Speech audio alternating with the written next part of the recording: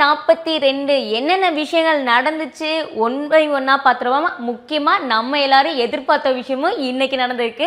So என்னென்ன நடந்துச்சுங்கிறது பார்த்துருவோமா. இன்னைக்கு Vijay Sethupathi sir வந்து என்னென்ன பேசினார்னா, நமக்கு எல்லாத்துக்குமே தெரியும் சாட்டர்டேலேருந்து வறுத்து எடுத்துட்டு இருக்காருங்கிற விஷயம் எல்லாத்துக்குமே தெரியும். ஃபஸ்ட்டு அந்த அரோரா விஷயத்துலேருந்து இப்போ வரைக்கும் என்னென்ன நடந்துச்சு அப்படிங்கிறது தெளிவாக நம்ம எதிர்பார்த்த விஷயத்தை எல்லாத்துமே அவர் வந்து கேட்டு உங்களுக்கு இதான் வேலையா அப்படிங்கிற ஒவ்வொருத்தவங்களையும் நாக்கு பிடுங்குற அளவுக்கு கேள்விகள் கேட்டார்னு தான் நான் நினைக்கிறேன். ஸோ இன்றைக்கி ஃபஸ்ட்டு எடுத்தோன்னே என்ன கேள்வி கேட்டிருப்பாருன்னு எல்லாத்துக்கும் தான் இன்னுமே அவர் வந்து இந்த விஷயத்தை கேட்கலையே அப்படின்னு நம்ம நினச்சிட்டு இருந்தோம். நம்ம விக்ரமும் வந்து பார்வதியும் கம்முவும் வந்து ஒரு விஷயம் சொன்னாங்க, உன் வளர்ப்பு சரியில்லை அப்படிங்கிற ஒரு விஷயத்த இன்னுமே கேட்கலையே அப்படின்னு நானும் எதிர்பார்த்துட்டே இருந்தேன். ஸோ அந்த மனுஷனை கேட்டாருப்பா. ஸோ அந்த மாதிரி தான் இருந்துச்சு. ஸோ அந்த மனுஷன் வந்து உங்கள் வளர்ப்பு சரியில்லைன்னு யார் பேசுனதுன்னு நம்ம கம்மு வந்து ஒத்துக்கிட்டாரு, நான் தான் பேசினேன், நான் தான் சொன்னேன். ஆனால் என்ன விஷயத்துக்கு சொன்னேன் அப்படிங்கிறது தான் பார்வதி வந்து கீழே விழுந்துட்டாங்க. அந்த நேரத்தில் வந்துட்டு யாருமே வந்து அவங்களுக்காக பேசலை. என்னதான் வந்து அவங்க மேலே பிடிக்கல, அவங்க வந்து எல்லாத்துக்கும் எதிராக இருக்காங்கனாலும் ஒரு விஷயம் வந்து மனிதாபிமானத்தில் அவங்கள தூக்கியிருக்கலாம், பேசியிருக்கலாம் அப்படிங்கிற ஒரு விஷயத்தினால நான் அவங்களுக்கு வந்து உங்கள் வளர்ப்பு சரியில்லைன்னு சொல்லி பேசிகிட்டே இருந்தாங்க. உடனே நம்ம விஜய் சேதுபதி எங்கே இருந்தாலுமே நான் அடிக்கிறது வந்து அண்ணன் தங்கச்சியை தான் நான் அடிப்பேன், அப்படின்னா நான் பார்வதி தான் அடிப்பேங்கிற விஷயத்தில் கரெக்டாக இருந்தார். ஸோ பார்வதி நீங்கள் பேசலையா, அவரும் உங்கள் கூட சேர்ந்து பேசினார், ஏன் நீங்கள் மட்டும் இப்படி அமைதியாக இருக்கீங்க அப்படின்னா, சார் நானும் பேசினேன் சார், நான் வந்து இப்படி பேசுனது தப்பு தான் அப்படி இப்படின்னு சொன்னாங்க. ஸோ சொன்ன அடுத்த நிமிஷமே நீங்கள் பேசினது தான், ஆனால் என்ன கேட்டேன், வளர்ப்பு சரியில்லை அப்படிங்கிற ஒரு விஷயத்த வந்து நான் கேட்கும் போது அவர் எந்திரிச்சு ஒரு எக்ஸ்பிளைன் கொடுத்தாரு. ஏன் நீங்கள் எந்திக்கல, நம்ம ஆளுக்கு நார்மலாகவே எந்திரிச்சு பதில் சொல்லலைன்னா எங்கேருந்து கோவம் வருதுன்னு தெரியாது, இவங்க வேறு செம்ம ஆட்டிடியூட் வேறு கட்டும்போது கண்டிப்பாக ஒரு கோவம் தான் வரும். ஸோ இந்த விஷயத்த கேட்டு முடிச்சு ஒரு பிரேக் விட்டுடலாம் அப்படிங்கிறதுக்காக அவரும் போயிட்டார். ஸோ உள்ளே என்ன நடந்துச்சு அப்படின்னா, போய் அப்பயுமே வந்து விக்ரம் கிட்ட, விக்ரம் நான் உன்கிட்ட அப்படி நான் பேசியிருக்கக்கூடாது, இனிமேல் நான் அப்படி பேச மாட்டேன், ஆனால் என்னால் மாற்றிக்க முடியாது. ஏன் மாற்றிக்க முடியாதுன்னா, நீ என்னை வந்து டார்கெட் பண்ணுறேன், அதனால நான் மாற்றிக்க மாட்டேன், ஆனாலும் நான் சாரி அப்படின்னாங்க. இது சாரி கேட்குற மாதிரி எனக்கு தெரில, நான் இனிமேலும் நான் பண்ணுவேன், ஆனால் நீ அதை வந்து எடுத்துக்கணும், சாரியாக எடுத்துக்கணும், என் மேலே தப்பு நீ நினைக்கக்கூடாது, அது மாதிரி இருந்துச்சு. அப்போயே அந்த மனுஷன், மா நான் உன்ட்ட சாரியும் கேட்கல, நீ என்கிட்ட எதுவும் சொல்லவும் வேணாம், ஏன்னா நீ இந்த வாரத்தில் நல்லா பேசுவ, அடுத்த வாரமே நீ அப்படி தான் நீ பேச போகிற, அதனால் தயவு செஞ்சு உன் சாரியை நீயே பத்திரமா வச்சுக்கொன்னு அப்படியே அந்த அவங்கள வந்து கோவம் படுத்தாமல் அவரும் ட்ரிகர் ஆகாமல் நீட்டாக வந்து அந்த மனுஷன் பேசினார். மறுபடியும் நம்ம விஜய் சேதுபதி வந்து ஒரு விஷயத்தை திரும்பி ஆரம்பித்தாங்க. இந்த ராஜா ராணி டாஸ்க் அப்படிங்கிற ஒரு விஷயம் வந்து எல்லாமே ஃபன் அப்படிங்கிற ஒரு விஷயத்துக்காக தான் பண்ணோம். ஆனால் அந்த ஃபன் கேமை வந்து யாராச்சும் ஃபன்னாக விளாண்டிங்களா, அடிச்சுட்டு கிடக்கிறதோட மோசமாக விளாண்டிங்க. ஒரு நாட்டை உங்கள் கையில் வந்து பொறுப்பாக கொடுக்குறாங்க, அந்த பொறுப்பை வந்து நீங்கள் எப்படி பண்ணணும், நீங்கள் எந்த மாதிரி எடுத்துக்கணும் அப்படிங்கிறது யாருக்காச்சும் புரிஞ்சுச்சா?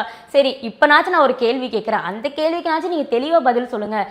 நீங்கள் ஒரு ராஜாவாக இருந்தீங்கன்னா மக்களுக்கு என்னவா இருப்பீங்க, எந்த மாதிரி சொல்லுவீங்க, எந்த மாதிரி நடந்துக்குவீங்கன்னு தெளிவாக சொல்லுங்கள். நாங்கள் இதுதான் பார்வதின்னு சொல்லும் போதே, சார் நான் வந்து எந்த பாயிண்ட்னாலும் வந்து லா பாயிண்டோட பேசுவேன், இவ்வளோ நாள் நீங்கள் 40 நாள் பேசுனது வந்து லா, இதை வந்து நாங்கள் எடுத்துக்கணும் அப்படித்தானே?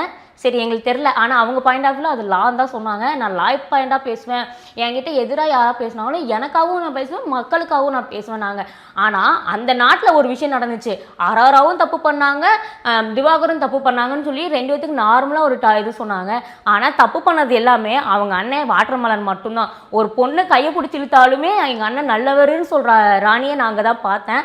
ஸோ இவங்க லா பாயிண்டாக பேசுவாங்க அப்படிங்கிற விஷயத்த வந்து தெளிவாக சொன்னாங்க. அம்மா சொன்னார், சார் நான் வந்துட்டு எல்லாத்துக்காகவும் நான் பேசுவேன், நான் எல்லாரும் மக்களுக்காகவும் பேசுவேன்னு சொன்னாங்க. அதில் எனக்கு ஒரு விஷயம் என்னென்னா, எல்லா மக்களுக்காக பேசின மாதிரி எனக்கு தெரில. ஒன்று அரோராக்காக பேசுவார், அப்படி இல்லைன்னா பார்வதிக்காக பேசுவார். பெண்களுக்காக மட்டும்தான் பேசும் கம்மு மாதிரி தான் எனக்கு தெரிஞ்சிச்சு, மக்களுக்காக என்ன பேசுவாருன்னு எனக்கு தெரில. அடுத்து யாருன்னா பிரஜின் வந்து நான் கண்ணாடியாக இருப்பேன்னாரு. கண்ணாடியாக அந்த மனுஷனை நான் ஒரு நாள் கூட பார்த்ததில்லை, நான் பார்த்ததில்ல, இல்லை யாருமே பார்த்ததில்லன்னு தான் சொல்லுவேன். ஆனால் யாருமே அது சம்மந்தமே இல்லாத பதில் தான் சொன்னாங்க.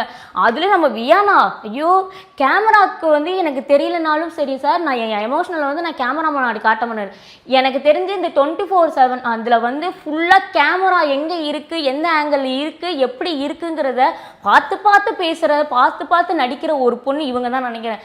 எந்த ஆங்கிளில் கேமரா நம்ம மேலே இருக்குன்னு ஆறாமல் உட்காந்து பேசுகிற ஒரு ஆள் இவங்க தான். ஸோ இவங்கெல்லாம் பேசி முடிச்சிட்டாங்க. அடுத்து ஒவ்வொருத்தவங்க ஒவ்வொரு டாப்பிக்கு பேசி அவங்கள பாயிண்ட் ஆஃப் போய் சொன்னாங்க. சொல்லி முடிச்ச அதுக்கப்புறம் கேப்டனோட டாஸ்க்கு வரலாம் அப்படின்னு சொன்னாங்க. கேப்டனோட டாஸ்க்கு வந்து சீரியஸாக விளாட்ற கேம், ஒரு சீரியஸாக ஒரு கேம் உங்கள்கிட்ட கொடுத்துட்டாங்க. ஃபன்னாக விளாட்ற கேமை சீரியஸாக விளாட்றீங்க, சீரியஸாக விளாட்ற கேமை ஃபன்னாக விளாட்றீங்க, என்னம்மா அப்படின்னு சொல்லி நம்ம விஜய் சேதுபதி ஒரு வார்த்தை கேட்டார். அப்போ கரெக்டாக மாற்றிக்கிட்டது வந்து நம்ம ரம்யா தான் நான் சொல்லுவேன். ரம்யா பொறுத்த வரைக்கும் வந்துட்டு எந்த இடத்துல எப்படி பேசணும், எங்கே இருக்கணும், எப்படி நடந்துக்குங்கிறது இப்போ வரைக்குமே தெரில. எப்படி தான் இந்த அம்மாவை வந்து இவ்வளோ நாள் உள்ளே வச்சுருக்காங்க, இந்த வெளியவே இன்ன வரைக்கும் அந்த பொண்ணு தெரியல. ஆனால் நான் வந்து ஒரு பாயிண்ட் சொல்லி தான் வந்து வினோத் அண்ணா நான் வந்து எடுத்தேன். குச்சி வந்துட்டு அவருக்கு கால் வலிக்குதுன்னு சொன்னனால எடுத்தேன்னு நீ கேட்டியம்மா, இது வந்து கேப்டனோட டாஸ்கா இல்லை நீ பண்ணுக்காக விளாட்றதா, கரெக்டான பாயிண்ட் ஆகுது அப்படின்னு சொல்லி கேட்டார். அதுக்கு கூட அவங்க வந்து வாயை திறக்கலை. இல்லை சார், அப்படி சார், இப்படி சார், இப்படினாங்க. உங்கள் எல்லாத்துக்கும் ஒரு சொல்கிறேன், ஃபன்னாக விளாட்றத ஃபன்னாகவே நீங்கள் விளாட மாட்டீங்களா? எதனாலும் சீரியஸாக விளாடுவீங்க, ஆனால் சீரியஸாக விளாட்றத ஃபன்னாக எடுத்துக்குவீங்க. நீங்கள் இது வந்து என்ன கேமை புரிஞ்சு விளாட்றீங்கன்னு இது வரைக்கும் எனக்கு தெரியலன்னு சொல்லி அங்கே அடிச்சிட்டாரு. அடுத்து மறுபடியும் நம்ம வாட்டர்மெலன் கிட்டேயே தான் வந்தார். சார் நீங்கள் ஒரு விஷயம் வந்து பண்ணீங்கல்ல, இந்த விஷயம் வந்துட்டு கரெக்டாக அப்படின்னாங்க. நம்ம நிறைய விஷயம் பண்ணியிருக்காரு, எந்த விஷயத்தை கேட்குறாரு அப்படி தான் எனக்கும் இருந்துச்சு. ஸோ இந்த அண்ணன் தங்கச்சி வந்துட்டு அந்த வளர்ப்பு சரியில்லை அப்படிங்கிற ஒரு விஷயத்த வந்து பேசினார். பேசி முடிச்சதுக்கப்புறம் வந்துட்டு கேட்டார், வளர்ப்பு சரியில்லைன்னு நீங்கள் சொன்னீங்க, இதை வந்து எந்த பாயிண்ட் ஆஃப் வியூவில் சொன்னீங்க அப்படின்னாரு. உடனே இவர் என்ன சொன்னார்னா, இல்லை சார் நான் இந்த மாதிரி சொன்னேன் அந்த மாதிரி சொன்னேன்னாரு. நீங்கள் தான் வந்துட்டு 60 கேமராவில் நான் போய் 600 ரீல்ஸ் பண்ணுறேன்னு சொன்னாராளா, அந்த கேமராவே உன்னை மதிக்கலையா அப்படின்னு சொல்லி ஒரு விஷயம் சொன்னார். உண்மையே சொன்னால் அந்த கேமராவை அவரை பார்த்து திருப்பிட்டு தான் போச்சு. அந்தளவு தான் வந்து அந்த மனுஷன் பண்ணிட்டு இருந்தார்.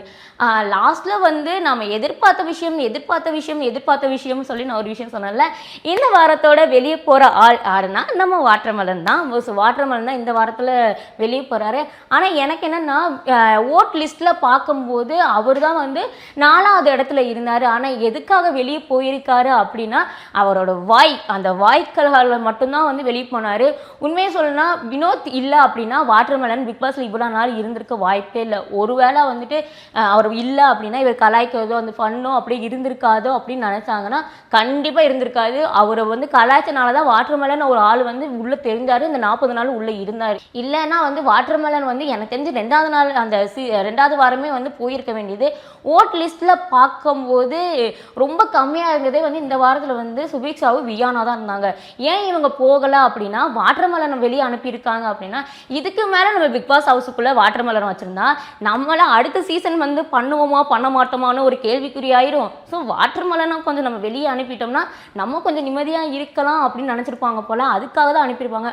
ஒருவேளை இவருக்கு வந்து வெளியே அனுப்பாமல் ரெட் கார்டு கொடுத்து அனுப்பியிருந்தாங்கன்னா இன்னும் கொஞ்சம் நல்லா இருந்திருக்கும். ஏன்னா அந்த மனுஷன் பண்ண விஷயங்கள் பேசின விஷயங்கள் எல்லாமே அந்த மாதிரி தான் இருந்துச்சு. சரி இந்த வாரத்தில் வந்துட்டு வாட்டர்மெலன் இல்லைன்னா காமெடி இருக்காது, ஃபன் இருக்காது அப்படின்னு நினச்சிட்டு இருந்தாங்கன்னா அதுதான் தப்பான விஷயம். அப்படி அந்த மனுஷன் இருந்து அந்த ஃபன்னுக்கு இருக்கணும்னா அப்படி ஒரு ஃபன் தேவையில்லைன்னு தான் நான் சொல்லுவேன். ஏன்னா அந்த அளவு அந்த ஆள் பண்ணிட்டு இருக்காரு. அவர் வினோத் போகும்போது கூட வாட்டர்மெலன் உங்கள் மேலே எனக்கு எந்த பிரச்சனையும் இல்லை அப்படி இப்படின்னு ஷூலேஸ்லாம் கட்டி விட்டாரு.